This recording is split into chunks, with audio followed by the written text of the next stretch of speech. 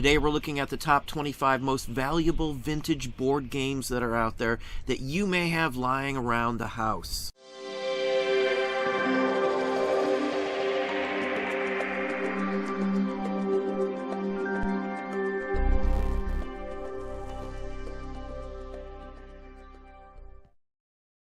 Hey, it's Don. Today we're looking at the top 25 vintage board games that you can find that will get you some really good money. In this amazing game, I had to find 3 keys, lay siege to the tower, and defeat the enemy within. Each move was a challenge. Now, one of the most sought-after and iconic vintage games there are out there is Dark Tower. People will repair these, they'll modernize them. These are still highly collectible, one of the most sought-after ones. Maybe not the most valuable. Now, most games you run into will not be sealed like this one here that sold for $775. Most of them will be open. They still sell for $300, $400, even $500 if they are complete, still working in good condition. More than a mere board game, it's a 3-dimensional adventure. Another hot one is Fireball Island. Highly collectible. This has a very nice board that comes with it. Lots of pieces, lots of things to look at. This is a spectacular one here. These usually sell in the $350 range for top high-end completed ones.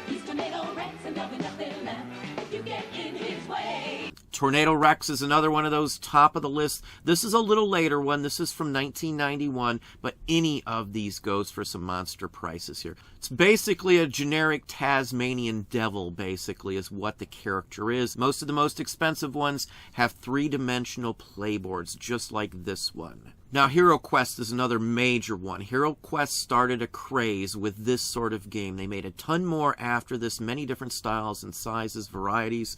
This is super highly collected. This sealed version, again, sealed is the high key thing here, sold for almost $900, as you can see. Highly collected. A complete version of this, open, played with, can still go for $400 or $500. Now, there's been a big military trend in a lot of the game pricing. This is Fortress America. This is a vintage one by Milton Bradley. This one sold for almost $350. Most of these games are fairly scarce. They were made in quantity and released across the country, but most people didn't save them. Here's another one in that same genre by Milton Bradley as well. This is Battle Masters. These go extremely well. Again, a non-sealed one still goes for hundreds of dollars if it is complete and ready to go. Now, this one here is one that's tied to a whole line. This is Axis and Allies. There's quite a few different versions of the board game. This one's tied to World War I.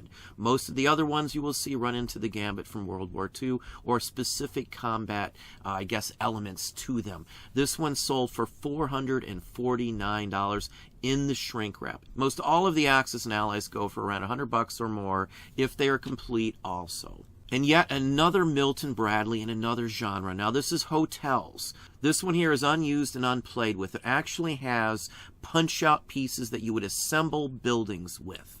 Actual hotels. Most of these 3-dimensional style games, especially the vintage ones like this, will go for some good money because there's tons of parts that could be lost. And when it's complete, that is the key to most of these. Very scarce game here indeed. Now, here's Fraidy Cat. Now, this one's fairly scarce. This is a new sealed version. It went for almost $300. If it was used and open, you still may get $250 out of this one. Fairly scarce. It's an oddball title. Another Milton Bradley, one of the biggest makers in vintage board games. Now, there's a ton of board games tied to movies, and most of the board games still will carry some value, but nothing extreme, nothing out of the ordinary, unless they are sealed. They made them for Star Wars, Aliens, Battlestar Galactica, Buck Rogers, Tron. Pretty much any movie that they put out back in the 70s and 80s had board games to it, as did TV shows. Now, this one's from the Goonies, and it has inserts. There's a poster, certificates, and things inside of this package here. Excellent. Almost $400 for this. Even if it wasn't complete, this is one of the harder ones to get. The movie wasn't a big, huge financial success right off the bat. It's gained a cult following. That's why the price for these sorts of games has went up immensely. Now, here's a unique one from 1987. It's Arkham Horror. This is a fairly scarce one. This one's by Chaosium. This one's tied to Cthulhu. Even open box versions of this will still get you at least $150. It's one that just doesn't show up very much. This was also made in much less quantity than most of the major games out there. Now, most sports games don't carry a huge value, but some do for some very specific reasons. This is a 1978 Stratomatic original baseball game. This one has cards in there, baseball cards, and that's part of the aspect on why this one is worth so much money. Almost $360. There's dozens of different versions of this that were released in different years, some with nice graphics like this one, other ones with just plain printed graphics. Most of them that you would want are the ones with the cards in them. It's guarding the treasure. What's it? That's it! You can't get away from it. It's from the pit. There's no escape. It's from the pit. It's me! The game's It from the Pit. First one to the treasure wins, but watch out for it. Whoa! You can't get away. There ain't no way. You can't get away from it. From the pit. I win! Play it. Now here's a very interesting and unique one from 1984. This was usually sold in local smaller markets. It would have been sold actually at wrestling shows and things along that line. This is the Von Erich family, and this is a game tied to championship wrestling back from the 80s. The Von Erich family had several different wrestlers in their family. I think they were all brothers. These do show up. Many times you can run into them sealed because the game really didn't have much interest to play. It was more of a decorative piece for fans of the Von Erich family. So very interesting. Even opened, even used, it still goes for a couple $100. Now there's many different versions of many of the games that we're showing you. The original first edition of most games is the version that you want. Now this one's a little different here. This is a 10th anniversary edition of the Ticket to Ride. Now the Ticket to Ride, I believe, came out in 2004. It was highly collected. It's a railroad related game. Now, the original version of this does not go for super high money. It's this anniversary edition that sells for far more than the original. This was done in limited quantity. It was done in a deluxe set. The pieces are spectacular compared to the original one. So in some cases, it's the newer version that's worth more than the older version. Now, here's a Star Wars game from '92, and this is by a very well-known company in this genre, and it's Avalon Hill. Most games by Avalon Hill do carry some form of value.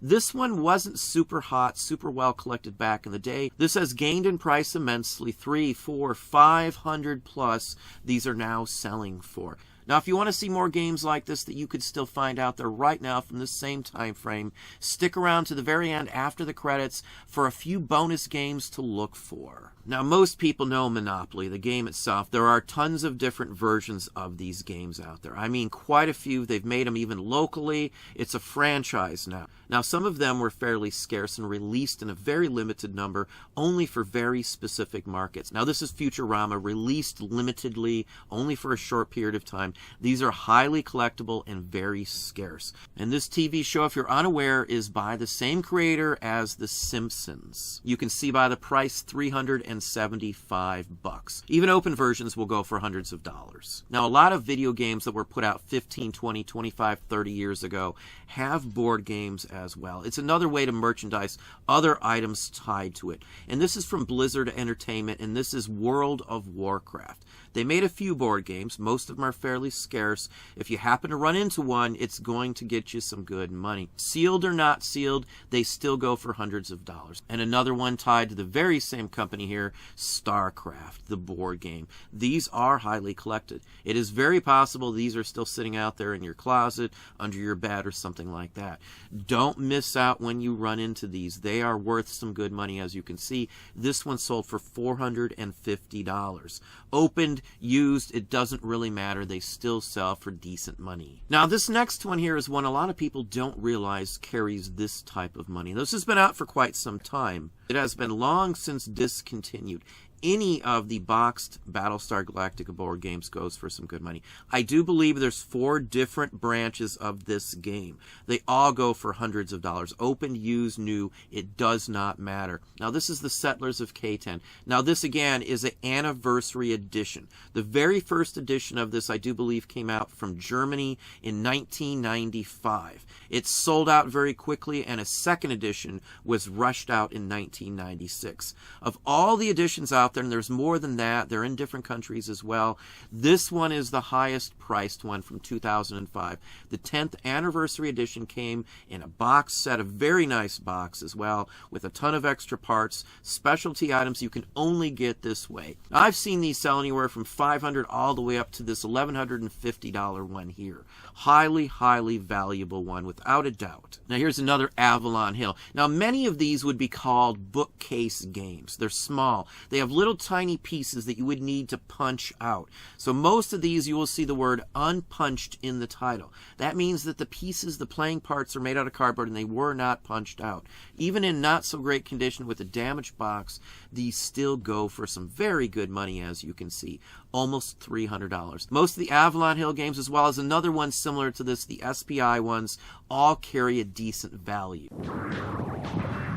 I'm Tornado Rex, and I love to Rex. Smash, world crash.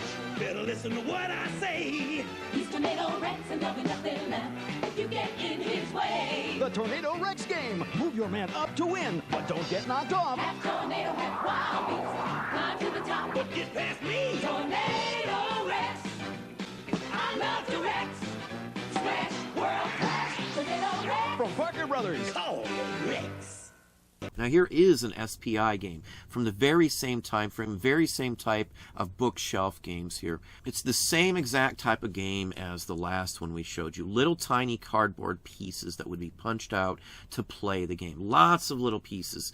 And this one sold for over $600. Now here's DAC. Now this is a World War II desert combat game, basically. Again, right along the lines of the bookshelf games. This one's sealed. This one went for $335. An unsealed version of this is at least $150 if it's complete. There's a number 2 of this game that came out several years after this one. There's many different versions of these also. Most of them will go for a couple $100. And yet another Avalon Hill. This is Magic Realm. This is the time of TSR and Dungeons and Dragons. These all will sell.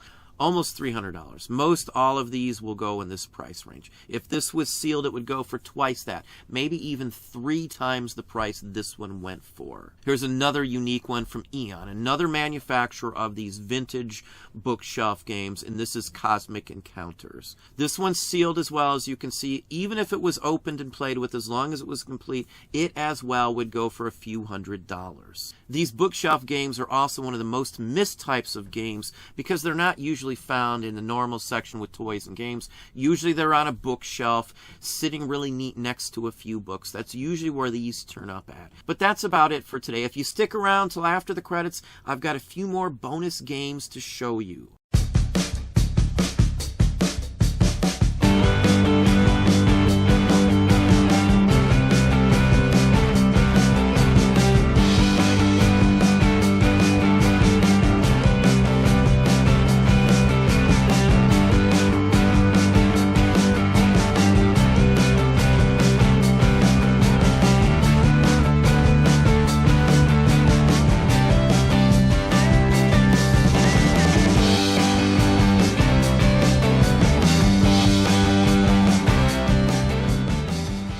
Well, there we have it. Hopefully that gave you some ideas, some thoughts. If you enjoyed this video, please hit that like button down below. You can also hit the bell icon to be notified if I post new content or go live. Subscribe and tell all your friends.